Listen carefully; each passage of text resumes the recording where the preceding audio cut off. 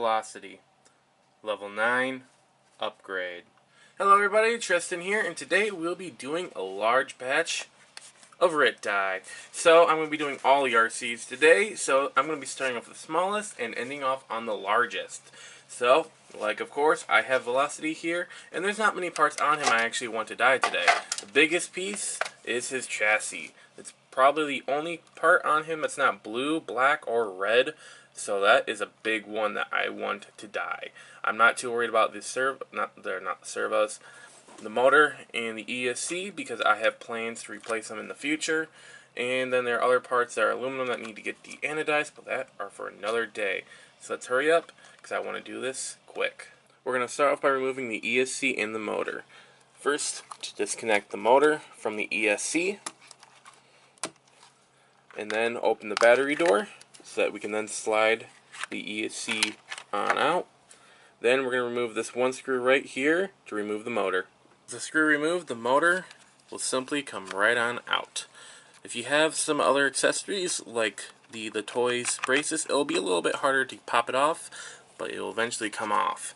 Now what we're going to do is we're going to remove the 4 screws that hold the receiver box in place. With the 4 screws removed, the wire tie comes off, and so does the receiver box. Now what we're going to need to do is we're going to need to disconnect everything from the receiver, just like that. Come on, come on, come on. Alright, we can feed everything out through the top of the receiver. Then we can remove the seal as well as the receiver itself. Now I have double-sided tape on here, so it's going to be a minute. Now that the receiver is out, we can now move on to the servos. Both servos are held on with 2 screws on top, and then also the single screws for the horns. Before removing the servo, I made sure to unscrew the link from the servo horn and left the servo horn attached to the servo. This way, during reinstallation, I do not have to worry about setting this horn again on both servos. Now we can move on to the shocks. All we're going to do is remove these 2 screws from each shock. Next we're going to be removing the rockers and the chassis braces. The rockers are held on with 2 screws each, one to the differential case and one holding on the link. The chassis braces are only held on with 1 screw. The other 2 should have been removed when you removed the shocks. Next we're going to remove the remaining 8 screws on top of the chassis. There's going to be 4 holding the front differential on, as well as 4 holding on the rear differential on.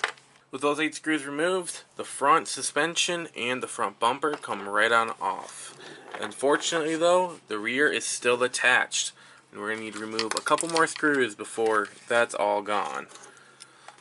We're going to need to remove the 8 screws that hold the center skid plate in place. With the center skid plate removed, the rear suspension should just slide right on off with a little bit of help. Just like that. Now all that's left to do is to drop the transmission, but we're also going to need to remove the drive shafts, and each one is held on with a single grub screw.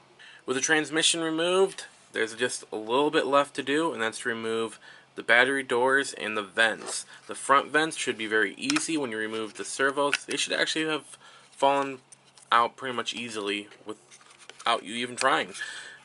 But for the rear ones, it's not the same case because you actually have to remove a screw to remove them.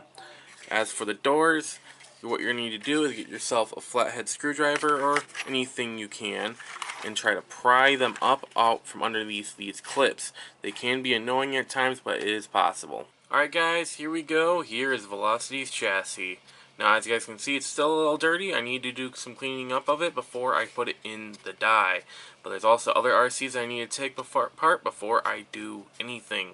Alright guys, as you guys can see, the chassis has been dyed and it looks amazing. I really am excited to see what this RC is going to look like when it's done. So, to start the rebuild, what I'm going to do is I'm going to take all of the battery doors and slide them back in place. Just like that, they should snap right into place. Nice and easy. There we go. And then I'm going to take all of our little vents, slide them in place, just like that. When all 4 vents are in place, you can just easily close the doors and screw in the 2 screws that hold the back 2 vents in place. Now we're going to take the transmission and slide it in place on the chassis. We're going to be flipping it on over while holding it, so that we can then take both front and rear drive shafts, slide them on over the output shafts, just like so.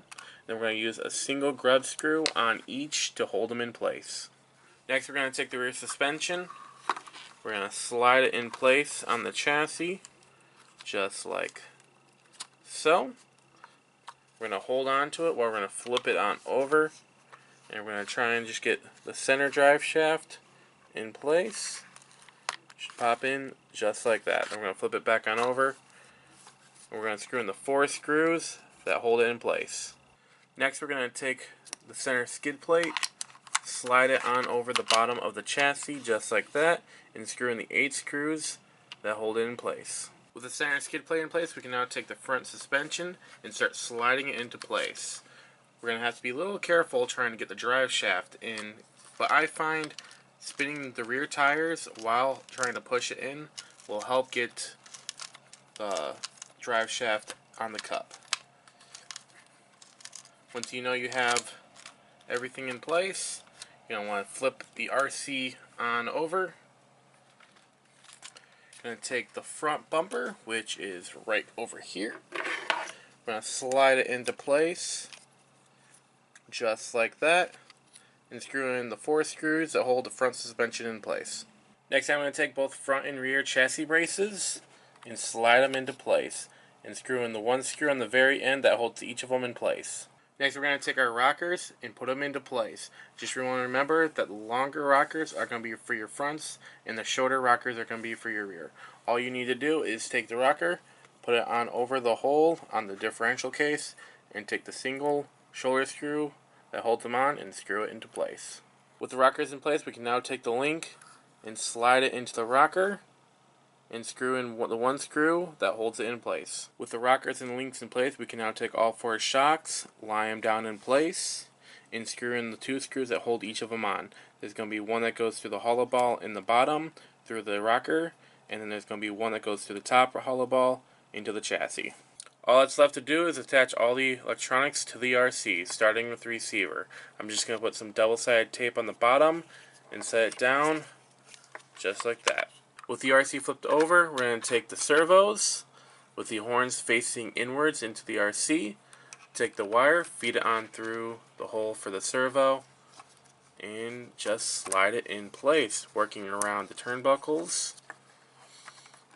Alright, and when it's all in place, we're going to swing around the arm and screw in the 1 screw that holds the link to the servo horn. With the links attached to the servo horns, we can now take both servo guards and slide them into place. When you're ready, all you gotta do is holding both guards, flip the RC on over, and then screw in the 2 screws that hold both servos in place. With the servos in place, we're going to take the wires for each servo. We're going to route them through the chassis so that they aren't interfering with anything. And then we're going to take the top of the receiver box and we're going to feed both servo wires through it, just like so. While I'm here, I'm also going to be taking the ESC and feeding the wire that goes to the receiver through the slot in the receiver box. With all 3 wires going through the receiver box, you can now take them and plug them into the receiver. The ESC is going to be plugged into channel 2, and then both servos will be plugged into channel 1. With everything plugged into the receiver, we can now take the top of the box and slide the very front into the little groove in the chassis, and then carefully lower it down, making sure not to pinch any wiring. And then when you're ready, you can screw in the 2 screws that hold it on. There's one right there, and then one right there. With the receiver box in place, we can now take all the wires and feed the rest of the slack into the receiver box. When you're ready and you have the desired length of every wire, you're going to take the wire tie, lay it across all the wires, and screw in the 2 screws that hold it on. With the wire secured in place, we can now take our motor and slide it into position. What you need to do is just come at an angle and slide the motor mount onto this post. Before screwing in the screw that holds the motor in place, I would recommend unscrewing the one screw that holds the gear cover on and making sure your gear mesh is perfect. With the motor installed, all it's left to do is take our ESC, slide it into place, close the door, and then plug the motor to the ESC by plugging in the corresponding colors. Here is before, and here it is, guys. Check it out. As you can see, this chassis is looking good. It definitely does set the mood for this RC. The gray just kind of clashed with all the other colors on this RC. Now, besides the normal red and the black, all that's left that's on this RC that doesn't tie into those two is the motor and ESC, which I have plans for in the future. But for now, guys, I'm very happy with how this thing turned out, and I will see you all in the next one. And that was Velocity's Level 9 upgrade.